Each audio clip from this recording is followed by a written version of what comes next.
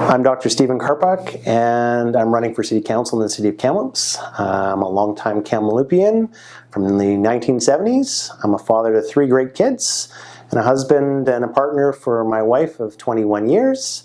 I'm a business owner, I'm a Rotarian, and I'm a lover of this city. My vision for Kamloops is prosperity economically, a healthy, livable city, an affordable city. We all hear that in the news these days, and there are ways we can achieve that. But my vision is a place in the future that's different than a lot of other places. We need to differentiate ourselves, and I think we can do that through some policy and direction and initiatives in the city that are innovative, creative, and hopefully in the future Kamloops becomes a place that through an active city council and a direct city council that we get a city that people recognize as a place where businesses want to be, visitors want to come, and people want to live.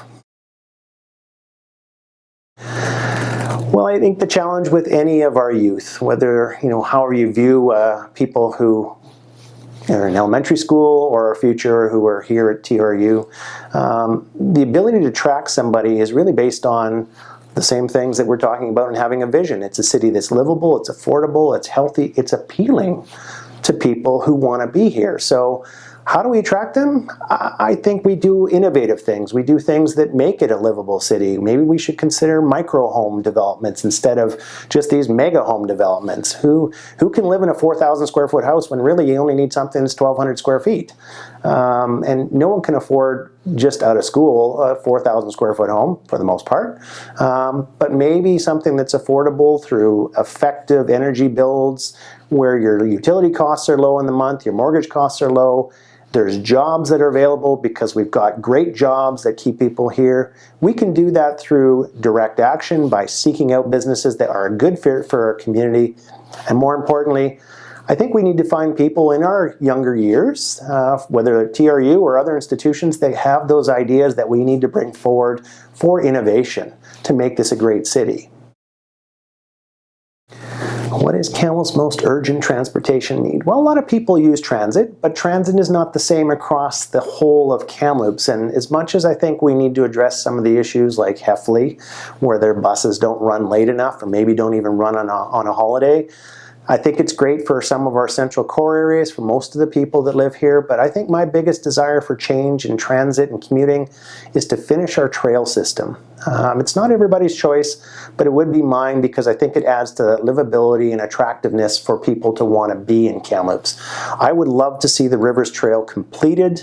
I think we have some great opportunities to do that, which would be cost effective, and I think it would have an opportunity to economically really make us diversified and defined as a great community to live and work.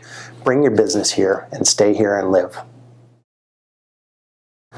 So in the context of rental housing and the secondary suites, I think my idea is that maybe we should do what some areas I've seen in the past from planning have done, and that is they've created almost an amnesty period. And it's going to take time to address this need. It's not something you can fix overnight, and we have to realize and be honest with ourselves that that is the way it is. So if we were to give maybe a 2-year amnesty period to people who have those secondary suites that would be considered illegal, to bring them up to code so that when the people are living there, they're safe and that they're not at risk for fire or other aspects, that we could maybe help these homeowners keep their mortgage helper, but make sure that the people who are living there and the communities that surrounds those secondary suites are not negatively impacted. And I think through some creative means, through our development engineering services here in the City of Kamloops, we could probably suffice in the next 5 years to add to our market.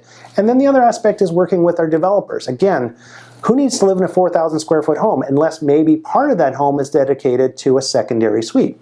So if you're looking at micro homes that are livable, or high-rise apartments. It's maybe not something what people want to see in Kamloops, but densification can also make it more affordable. And lots of other communities are doing it, but if we did it in the right way, I think we could address a lot of the livability, affordability, and certainly the crisis in the rental market. So the biggest challenge and the opportunity that Kamloops faces in the next 20 years, for me, I think a challenge is attitude. As someone who's lived in this town since the 1970s, and I've been away and come back, we seem to have an idea that we don't want it in our own backyard. We don't need that here, and that's not a good fit for us. it's a little too negative for my way of thinking. We need to change our attitude, and that's going to be the biggest challenge because it's pervasive. It's not just within the community itself and special interest groups. It's across the board. People think that this is not a great place. That's not a great idea. So if we can turn that around and say, hey, it's a fantastic community. We need these businesses. We want you here. Here's our reasons why. Then I think that will help us. And the opportunity we have to define ourselves as being different. People look at Kelowna, they look at Vancouver as great places to be, and they have wonderful things that they offer for their reasons that they are there. The boardwalk in Kelowna, the seawall in Vancouver, the skyline, the lifestyle. We have an opportunity to create that here, so let's make that our definition in our vision of where we want to be, define what Kamloops has to offer, heighten it, make it better, and make it our own it, so to speak. And I think people will come for that reason. What is one of my proudest professional achievements? Well, as a student, it was this building that this video is being shot in here at TRU, the Independence Center. I was part of the group that conceived the idea, and unfortunately it was made a reality. But as a professional, being 15 years in practice from a scratch start, and as hard as it is to kind of be a business owner and work from the ground up and realize what it takes to finance, to make it go through the tough times.